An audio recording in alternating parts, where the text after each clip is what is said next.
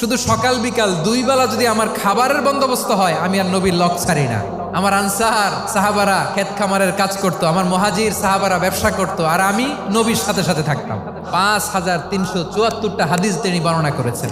সবচেয়ে বেশি হাদিস বর্ণনাকারী সাহাবী আবু হুরায়রা রাদিয়াল্লাহু তাআলা আনহু। বিড়ালের বাবা কি করতেন? খালি হাদিস মুখস্থ করতেন। হাদিস প্রিজার্ভেশনের কাজে বিশ্বনবী ওনাকে কাজে লাগিয়েছেন। উনি একদিন বলেন, ইয়া রাসূলুল্লাহ আসমাউ মিনকা কাসীরান ফালা আহফাজু। নবী, অনেক কথা শুনি, আমার মনে থাকে না। বিষ্ণু বললেন, তাই তোমার চাদরটা বিছাও। আবু হুরায়রা বিছালেন। বিশ্বনবী হাত বুলায় দিলেন। এরপরে অনেক হাদিস বর্ণনা করলেন। আবু হুরায়রা বলে, তারপর থেকে বিশ্বনবী যাই বর্ণনা করে আমি শুনি আর একটাও বলি না। এখন সুবহানাল্লাহ। বিশ্বনবী ওনাকে নবীর এই যে লক্ষ হাদিস প্রিজার্ভেশনের এই দায়িত্ব দিয়েছেন সাইয়েদনা আবু হুরায়রা রাদিয়াল্লাহু তাআলা আনহুকে। আপনারা কি খেয়াল করেছেন কত বড় চৌকস ট্যালেন্ট হান্টার ছিল আমার নবী? এক একজনের এক এক ট্যালেন্ট, এক একজনকে এক এক দায়িত্ব দিয়েছেন, এক একজনের প্রতিভাকে এক একভাবে বিকশিত হওয়ার সুযোগ দিয়েছেন। আওয়াজ করে বলেন ঠিক কি না?